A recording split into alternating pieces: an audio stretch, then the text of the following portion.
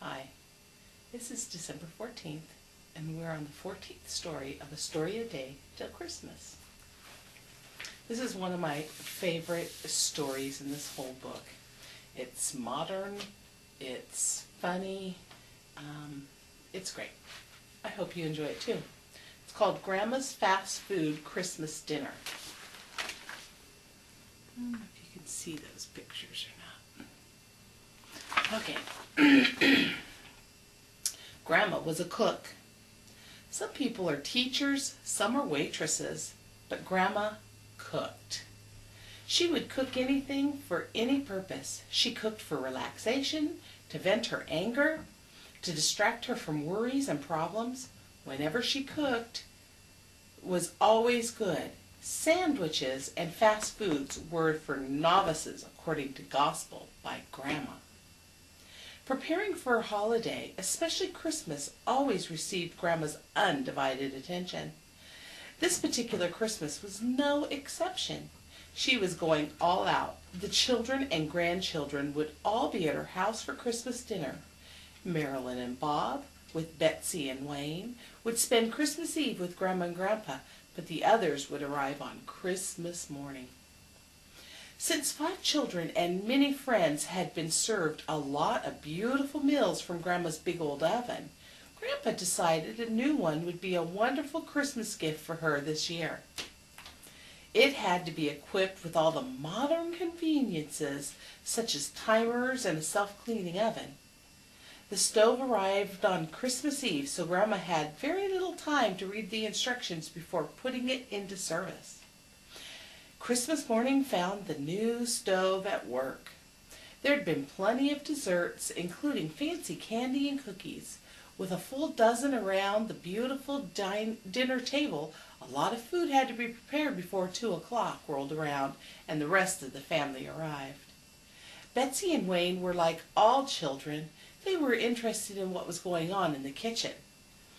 Betsy helped by peeling the potatoes, and Wayne chopped the onions for the turkey stuffing, his tears mixing in with the seasoning. Everything was going right on schedule. "Isn't that a heartwarming sight in the kitchen?" Marilyn asked Bob. "And how about that gorgeous table? I'm hungry just looking at it," Bob responded. As the other family members arrived, Grandma took one more look in the oven at the roasting turkey, basting it and taking a deep, long smell of its wonderful aroma.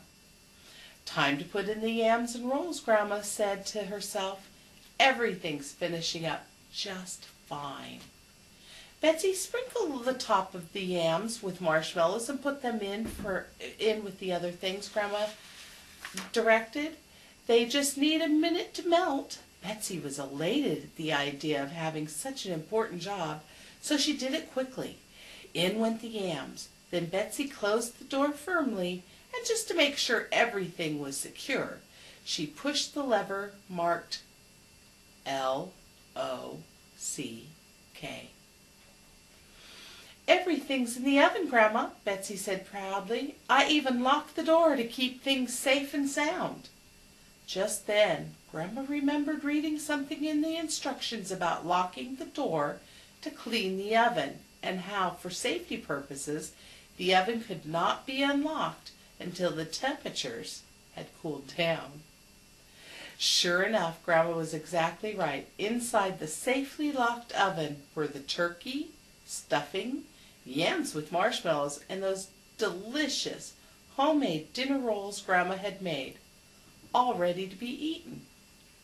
After an hour or so of fruitless tries by everyone of those 12 hungry people to unlock the door, the oven was still locked.